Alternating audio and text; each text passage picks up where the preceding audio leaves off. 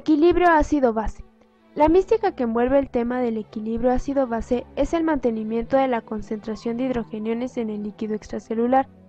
Los mecanismos que regulan la composición del líquido extracelular son muy importantes en lo que se refiere a este ion específico, ya que la maquinaria celular es muy sensible a los cambios en la concentración de hidrogeniones.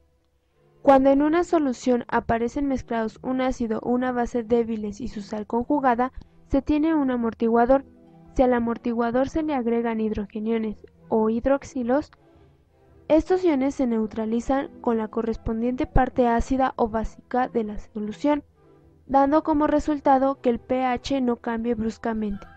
Existen tres sistemas primarios que regulan la concentración de hidrogeniones en los líquidos orgánicos: los sistemas de amortiguación químicos, el centro respiratorio, que regula la eliminación de dióxido de carbono del líquido extracelular, y los riñones, que pueden excretar una orina tanto ácida como alcalina, lo que permite normalizar la concentración de hidrogeniones en el líquido extracelular.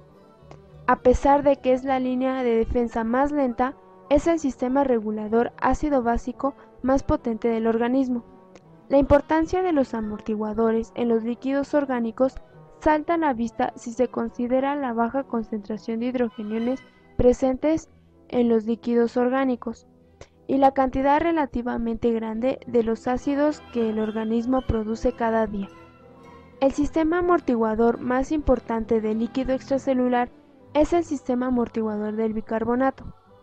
Este sistema consiste en una solución acuosa de dos componentes: un ácido débil, el ácido carbónico, que se forma en el organismo mediante la reacción del dióxido de carbono con el agua, y que se ioniza débilmente para formar pequeñas cantidades de hidrogeniones y de bicarbonato, y una salbicarbonato, que se encuentra principalmente en forma de bicarbonato de sodio en el líquido extracelular, el cual se ioniza casi por completo formando bicarbonato y sodio. Cuando se añade un ácido fuerte como el ácido clorhídrico a una solución amortiguadora del bicarbonato, el bicarbonato amortigua los iones hidrógeno liberados del ácido. Como resultado, se forma más ácido carbónico, con el consiguiente aumento de la producción de dióxido de carbono y de agua. El exceso de dióxido de carbono estimula la respiración, mediante la cual se elimina el dióxido de carbono del líquido extracelular. Cuando en una solución amortiguadora de bicarbonato se añade una base fuerte, por ejemplo hidróxido de sodio, las reacciones que se producen son opuestas. En este caso, el hidroxilo procedente del hidróxido de sodio se combina con el ácido carbónico para formar más bicarbonato. El sistema amortiguador fosfato interviene activamente en la amortiguación del líquido de los túbulos renales y de los líquidos intracelulares. Los elementos principales de este sistema son fosfato diácido y fosfato monoácido. Cuando se añade a una mezcla de estas sustancias un ácido fuerte como el ácido clorhídrico, la base fosfato monoácido acepta el hidrogenión y se convierte en fosfato diácido, con lo que se minimiza la distribución del pH.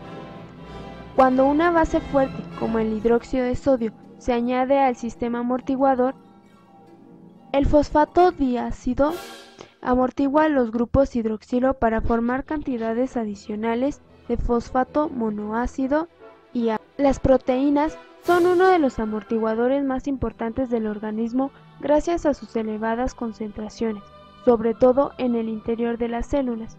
También son amortiguadores efectivos gracias a sus grupos carboxilo y aminos libre. Sumado a lo anterior, hay que considerar que el pH de las células es ligeramente inferior al líquido extracelular.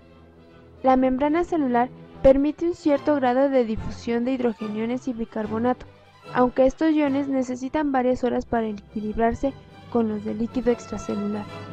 Pero el dióxido de carbono se difunde rápidamente a través de todas las membranas celulares. Esta difusión de los elementos del sistema amortiguador del bicarbonato produce cambios en el pH del líquido intracelular que siguen a los cambios del pH extracelular. Por esta razón, los amortiguadores del interior de las células ayudan a evitar los cambios de pH del líquido extracelular, aunque pueden pasar varias horas hasta que logren su eficacia máxima.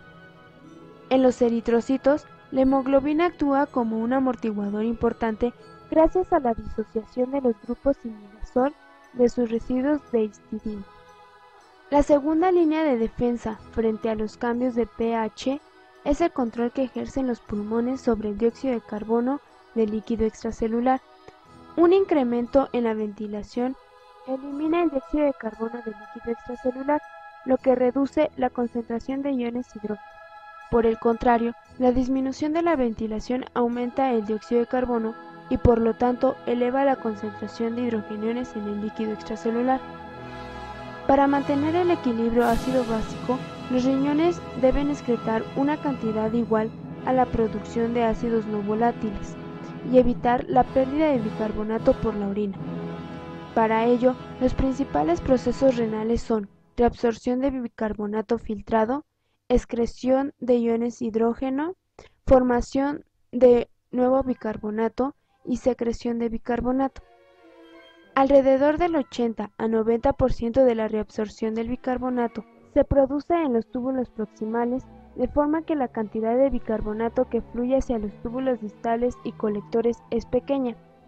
En la porción gruesa ascendente del asa de Henle se reabsorbe otro 10% del bicarbonato filtrado y el resto en el túbulo distal y en el conducto colector. Las células del túbulo proximal son casi impermeables al bicarbonato, por lo que éste se reabsorbe a través de la hidratación del dióxido de carbono catalizado por la anhidrasa carbónica 2 para formar ácido carbónico. El ácido carbónico se disocia de manera espontánea en hidrogeniones y bicarbonato. El bicarbonato pasa hacia el intersticio a través del cotransportador, un sodio, 3 bicarbonatos y un intercambiador cloro-bicarbonato en la membrana vasolateral. Los iones hidrógeno son secretados a la luz tubular por medio de una ATPasa de hidrógeno y por un cotransportador de sodio-hidrógeno. Una vez en la luz tubular, el hidrógeno es amortiguado por el bicarbonato que viene en el filtrado, acción facilitada por la anhidrasa carbónica del borde de cepillo de la célula tubular. Se forma así en la luz tubular dióxido de carbono y agua que no contribuyen a la excreción de ácido por la orina. La reabsorción de bicarbonato en la rama ascendente del asa de Henle es casi la misma que en el túbulo proximal, con la diferencia que no hay anhidrasa carbónica en el borde de cepillo. La reabsorción tubular del bicarbonato no es suficiente para reponer la pérdida de bicarbonato gastado en amortiguar los ácidos no volátiles producidos por el metabolismo. Por ello, el riñón debe formar nuevo bicarbonato.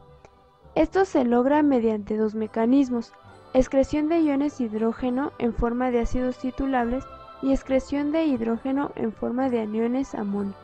La excreción de iones hidrógeno en forma de ácidos titulables se debe a que el hidrógeno secretado por las células tubulares se elimina combinado con amortiguadores urinarios diferentes al bicarbonato, como son fosfatos y sulfatos. Por cada hidrogenión amortiguado se agrega a la sangre una nueva molécula de bicarbonato que no venía en el filtrado glomerular.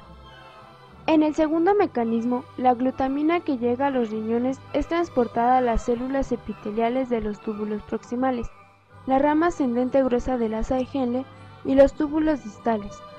Una vez dentro de la célula, cada molécula de glutamina se metaboliza para formar 2 iones amonio y 2 de bicarbonato. En los túbulos colectores, la adición de amonio al líquido tubular se produce por un mecanismo distinto. Aquí, el hidrogenión es secretado por la membrana tubular a la luz, donde se combina con el amoníaco para formar amonio, el cual va a ser excretado. Bueno amigos, eso es todo por hoy. Hasta pronto.